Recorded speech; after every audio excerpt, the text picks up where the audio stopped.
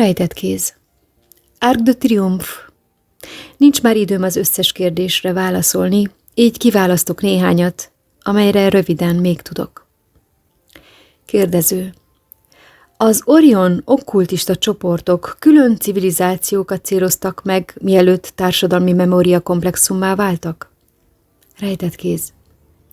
Igen, de ez nem mentesíti őket az alól, hogy másokat támadjanak, amikor egy aprócska repedést is látnak az adott civilizáció védőpáncélján. Röviden, az Orion birodalom a 4. dimenzió negatív része. Abban az értelemben elveszettek, hogy túl messze sodródtak a valódi természetüktől. Még annak ellenére is, hogy sokan próbálták segíteni őket a fejlődésükben. A csoport lélek komplexumán belül léteznek, hasonlóan, mint a le nem született entitások csoportja, amelyek a bolygók asztrális síkjait látogatják. Nem vágyják a hazatérést, helyette inkább a negatív energiával való táplálkozás lehetőségét keresik, hogy fent tudják tartani magukat, mivel leváltak a bennük rejlő természetes életenergiáról, azáltal, hogy megtagadták a végtelen teremtő inkarnációs alapelveit.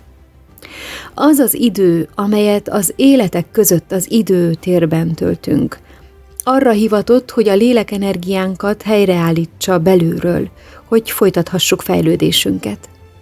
Lényegében ők be vannak börtönözve a 4. dimenzió negatív körforgásába, mivel a 4. dimenzión túl nincs negatív aratás. Ezért ők galaktikus utazgatással töltik az idejük egy részét, és ehhez alapvetően a sötét oldal energiáit használják szállító eszközként.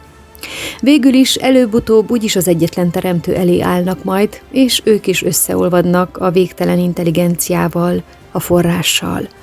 Annyi időt kapnak, amennyi csak lehetséges, hogy visszataláljanak a pozitív kereséséhez, és megkezdhessék az utazásukat hazafelé. De ehhez tanulniuk kell a hibáikból. A legnagyobb baj az, hogy ők nem akarnak hazamenni. Isteneknek tartják magukat, és nem szándékoznak engedelmeskedni az egyetlen hatalmának. Kérdező. Miért növelik ennyire radikálisan az ellenőrző mechanizmusokat? Rejtett kéz. Gyorsan közeledik a nagy aratás, és igazán itt az ideje, hogy előhozzák a szélsőséges ellentéteket. Kérdező. A Montauk projekt valóság vagy kitaláció? Rejtett kéz. A projekt tény, bár a nyilvánosan hozzáférhető információ néhol hamis. Kérdező. Mi a legjobb módja, hogy meg tudjuk különböztetni az igazságot a kitalációtól, főleg a New Age-re, valamint a dogmatikus egyházi ideológiákra vonatkozóan? Rejtett kéz. Hallgass a szívedre, és bízz a belső hangodban. Kérdező. Kérlek, magyarázd el, hogy mi a szerepe és milyen értéke lesz a vándornak, ha nem emlékszik az előző életeire. Valamint, hogyan játszik szerepet a be nem avatkozás törvénye, ha ők azért vannak itt, hogy segítsenek. Rejtett kéz. A vándorok, vagy utazók néven is ismertek, azok, akik magasabb dimenziókból születtek le, és önszántukból döntöttek úgy, hogy itt lesznek ebben az időben, hogy másokat szolgálhassanak. Vissza kell emlékezniük, hogy kik is ők valójában. A vállalkozásnak az is része, hogy néha nem sikerül felébredniük a játékban. Ilyen az illúzió hatalma. Azért vannak itt, hogy előbb saját magukat ébreszték fel, és azután segítsenek másoknak is felébredni, és felkészülni a közeledő nagy aratásra. Abban az esetben, ha nem tudnak felébredni, őket már nem köti a 3. dimenziós ciklus, mivel ők ezt már elsajátították régebben. Amikor itt véget ér a megtestesülésük, akkor ők szabadok, és visszatérhetnek a megfelelő dimenziókba. Kérdező. Vannak hamisítatlan részei a Bibliának? Te melyik változatát javasolnád? Rejtett kéz. Nincs. Az eredeti információt az összes szentírásnál elferdítették, és ezeket fordították le. Ennek ellenére minden szentírás nagyon sok rejtett igazságot tartalmaz. A legtöbb része jelképes. Ha találsz King James-t megelőző változatot, az van legközelebb az igazsághoz. Jó szerencsét hozzá. Kérdező. A Rothschild vonal volt az illuminátusok szervezője, amelyből később a Weishaupt alakult? Rejtett kéz. Nem. A Weishaupt csak egy bábú a madzagon. A Rothschild vonal, nem ez az eredeti nevük, egy elsődleges vonal, mely bezárja az emberiség feletti kontroll hálóját. És vannak még kisebb vonalak is a családon belül. Mint mondottam, a neveknek, amelyeket ti ismertek, nincs igazi hatalmuk. Ők a családtagjai, de nem az eredeti, legfelsőbb rész. Kérdező. A kérdésem a következő. Mit tehetnék azért, hogy minél több hasonló gondolkodású ember figyelmét sikerüljön felkeltenem, hogy együtt vezessük népünket a felemelkedés útjára? Elhatároztam, hogy így fogom kifejezni a mások szolgálatára való elkötelezettségemet. Rejtett kéz. Ez egy nagyon bölcs és együttérző elhatározás, büszkék vagyunk rád. Az a legfontosabb, hogy ne erőltesd a dolgokat, és ne legyél annyira türelmetlen, hogy az embereket elriasztod a közléseddel, üzeneteddel.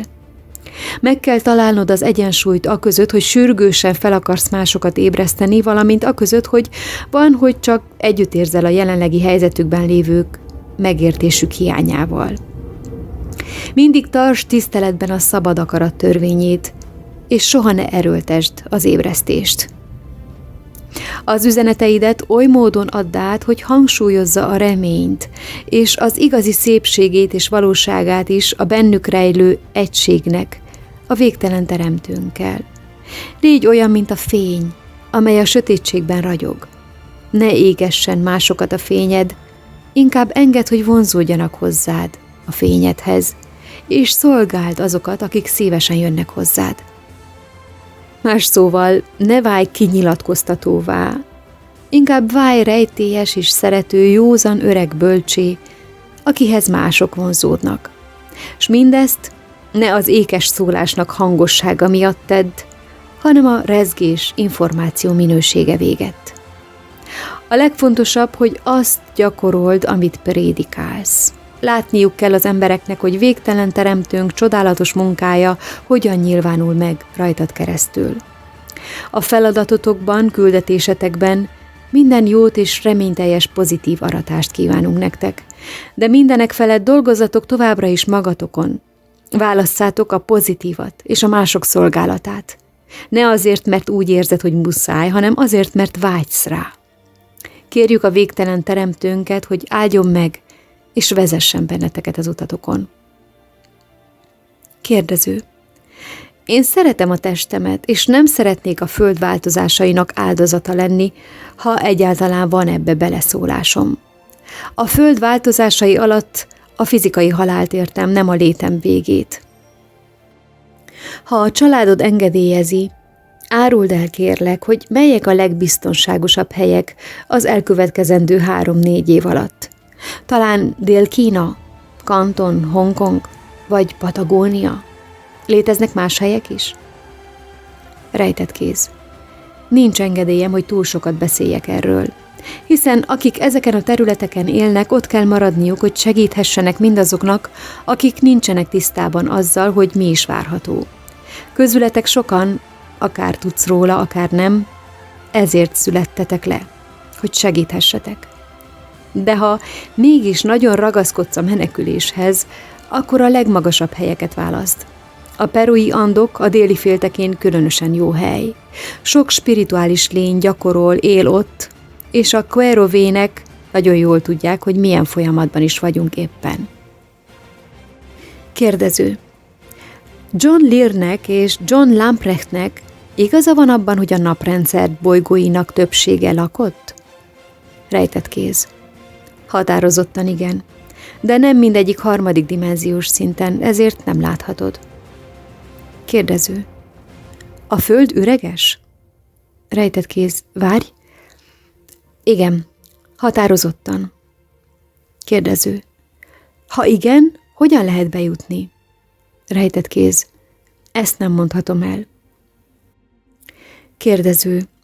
Pontosítanád és kifejtenéd bővebben a fantasztikus pozitív eredmények mögötti mechanizmusok működését, melyeket azoknál az embereknél lehet látni, akik elkezdték a mások szolgálatának útját. Megkérlek, hogy mélyrehatóan magyarázd el ezt a bonyolult, működő, létrejövő energiajátékot. Ha igaz az, hogy azt veszed ki, amit beleteszel, akkor szeretném az egész koncepciót kiboncolva és teljesen feltárva látni. Rejtett kéz. Ha újraolvasod néhány mostanában közzétett bejegyzésemet, azt hiszem, már meg is találtad a választ. Kérdező. Mostanában egy kisebb egészségügyi problémámban gyógyulást tapasztaltam azzal, hogy szeretetet küldtem minden beteg embernek a világon. Hogy működik ez? Nem miért, hanem hogyan? Rejtett kéz. Mert csak egy van belőletek. Egyek vagytok. Értsd meg ezt a létezésed mély magszintjén, és meg fogod érteni, hogyan működik. Amit másokért teszel, azt magadért teszed. Kérdező. Azt állítod, hogy a családodnak azért kellett idejönnie, hogy a világot negatívan befolyásoljátok. Van olyan család is, amely pozitív befolyásolást tesz ránk? Vagy rajtunk áll az emberiségen, hogy az a pozitív erő mi legyünk? Rejtett kéz.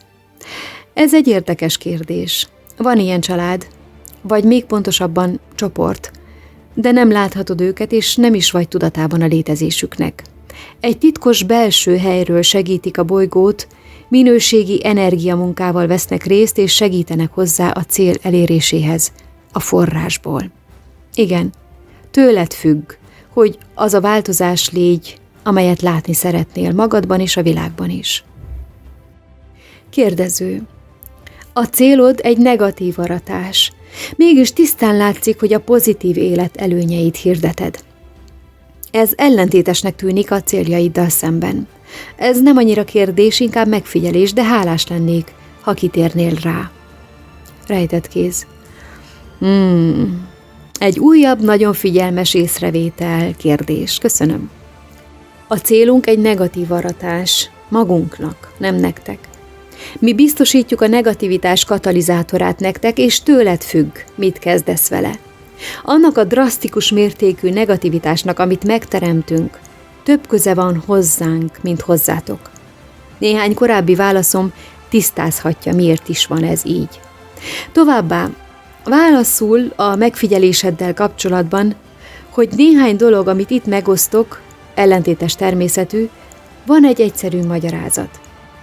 Mondjuk úgy, én már úgy szólván meglettem fenyítve, amiért jóval túlléptem itt a hatáskörömet. Nem az volt a cél, hogy olyan nyitott legyek, mint amilyen voltam. Valójában, ha újra követed az elejétől a témát, észreveheted, hogyan enyhült némiképp a hangom felétek a beszélgetéseink alatt. Amennyire lehet, betartom a szabad akarat és a zavarodottság törvényeit, bár voltak esetek, amikor többet mondtam, mint kellett volna. Te magad nem fogsz emiatt szenvedni, de mikor jön a következő ciklus a 4. negatív pólusú dimenzióban, le kell majd dolgoznom a karmámat, el kell fogadnom a tetteim következményét. De hát úgy gondolom, elég negatív élet jön, szóval egy kis extra már nem számít. Vonakodtam attól, hogy az egyedüli megbízottja legyek ennek a kommunikációnak. Még nagyon sok gyengeségem van a könyörületességben. De engedelmeskedem és teljesítem a feladatot, amit adtak nekem. Nagyon hosszú ideje nem léptem közvetlen kapcsolatba a ti fajtátokkal úgy általában. Ezt nem támadó módon értem. De az időm túlnyomó részében csak a családomat látom a napi és éjszakai feladataim elvégzése során. Nem élek, ahogy ti mondjátok, közösségi életet.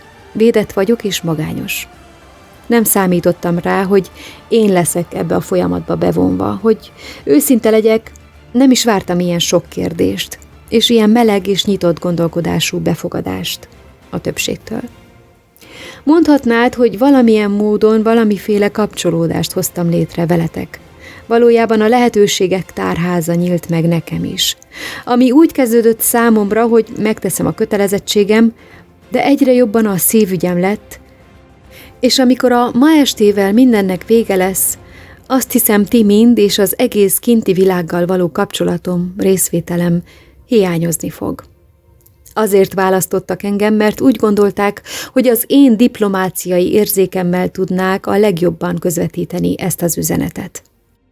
Mivel a téma természeténél fogva nagy volt az esély a viszályra, vitára. Úgy vélték fontos, hogy az üzenet ne vesszen el egy álszent vagy védekező információ átadásban. Szóval engem kaptatok. Tulajdonképpen most boldog vagyok így utólag, hogy én beszélhetek veletek. Itt ülök és kuncogok magamban, figyelembe véve annak a módját, ahogy néhány ember beszél itt hozzám, hogy ez a párbeszéd milyen csúfos szintre süllyedhetett volna le.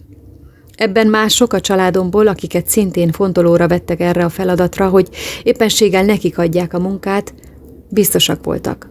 Most már tudom, miért engem választottak. Mint minden dolognak, ennek is így kellett történnie, ahogy történt. Nem tud érdekelni, mások mit gondolnak rólam, ameddig tudom, hogy a teremtőmet szolgálom a legjobb képességemmel, ahogy ő kéri. Az övé az egyetlen jóváhagyás, amire szükségem van, vagy amire vágyom. Nincs mit védenem, tehát feltételezem, ezért voltam a legjobb erre a feladatra. Különben meg elég az érzelmekből. Van még bőven kérdés, amelyet meg kell válaszolnom. Kérdező. A keresztényeknek van egy közmondásuk. A sátán legnagyobb trükkje az, hogy meggyőzi a világot arról, hogy nem létezik. Azt hiszem, vannak keresztények, akik ha elolvasnák azt, amit írtál, bonyolult trükknek látnák, ami az ördögöt jó színben tünteti fel. Rejtett kéz. A sátán emberi találmány. Ezzel testesítettétek meg az összes negativitást, ami létezett ezen a gyönyörű bolygón. Nem tudtatok kit hibáztatni, és mivel nem találtátok magatokon belül, hogy kit vonjatok felelősségre, megalkottátok a sátánt, hogy feloldozhassátok magatokat. Kérdező.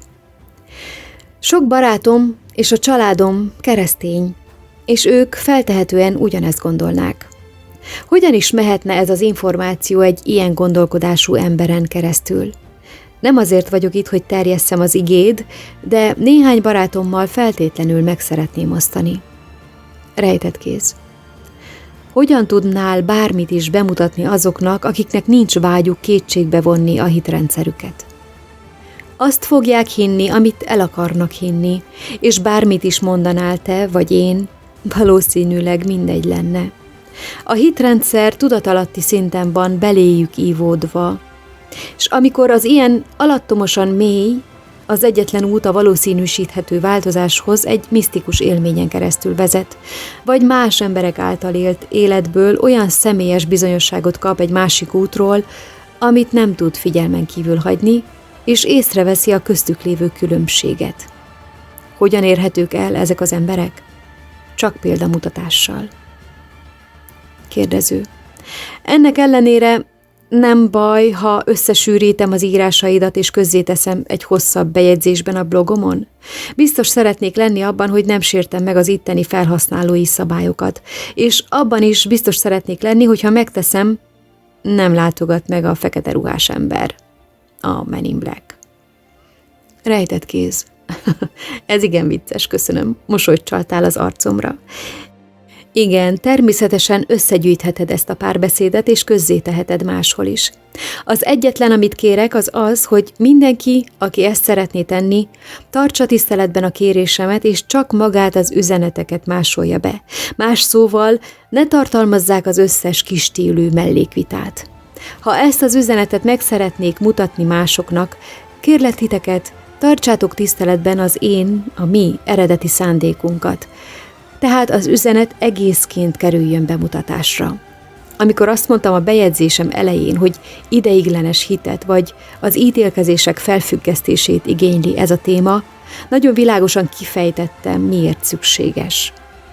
Kicsit sem érdekel, hogy az emberek nem hiszik el. Soha nem is vártam azt, hogy sokan elhiszik. De amit kértem, az, amit a fentiekben említettem, hogy az üzeneteket csak teljes egészében engedjük felhasználni minden valódi kérdésre adott válasszal. Ha ez megvan, utána már azt mondhatsz, amit akarsz arról, hogy mennyi az átverés, hiszed vagy sem azt, ami lesz. Meg sem tudnád számolni, mennyi gúny és megvetés árad az üzenetváltásainkból, vagy mennyi érdemtelen verbális támadás indul a hírnökre. Az üzenet mindenkihez el fog jutni, akihez el kell jutnia, és ez így pontosan úgy van, ahogyan lennie kell. Ez az, amit a Teremtő akar. Akinek van füle, hogy halljon, szeme, hogy lásson, és szíve, hogy értsen, azok meg fogják hallani az üzenetet, és a magok, amiket elültetünk, erősre fognak nőni ilyen termékeny talajban. Így kérlek tehát, ha figyelembe veszed azt, amit itt megosztottam, és az udvarias módot, ahogy én tettem, másold csak le az üzeneteim, ha ezt szeretnéd. Az üzeneteim mind hivatkoznak a kérdésekre, amikre válaszolok, így nincs szükség más bejegyzésekre, ha az üzenet egy valódi eredetiségét szeretnéd közreadni. Kérdező: köszönöm, hogy közreadtál néhányat a legértékesebb információkból, amit valaha is hallottam. Egy kicsit rögeszmés vagyok, és összeesküvések, alternatív hírek, UFO videók és hasonlók után kutatok az interneten. Nem mondom, hogy teljesen kész vagyok befogadni mindazt, amit mondasz, de határozottan rezonál velem. Rejtett kéz. Üdvözöllek, és én is köszönöm, hogy nyitott elmével állsz hozzá a beszélgetéshez. Ha észrevetted, én soha nem is kértem vagy vártam el, hogy elfogadj mindent, amit itt olvashatsz. Ezzel kezdtem az üzenetváltásunkat, hogy az utolsó dolog, amit akarok, hogy vakon higgy nekem, vagy szentírásnak vedd az általam leírtakat. Ahogy mondtam, ez a katalizátorok egy újabb, hosszú sora, amivel a végtelen teremtőtök látott el benneteket végig a történelem folyamán. Egy katalizátor nem azért van, hogy higgyenek neki. Azért van, hogy az érdeklődést felkeltve mutasson rá arra, amit gondolsz, hogy tudsz a valóságról, azaz gondolkozz el. Ez minden, amit tennie kell. Mint mindig, az, hogy hogyan reagálsz a katalizátorra, teljes mértékben tőled függ. Ennek mindig is így kellett lennie. Nagyon szépen köszönöm a nagyon találó és éles szemű kérdéseiteket. Akár észreveszitek, akár nem, nagyban hozzájárultok a beszélgetéshez. Minden jót kívánunk nektek, és kérjük a végtelen teremtőnket, hogy áldjon meg benneteket és vezesse utatok.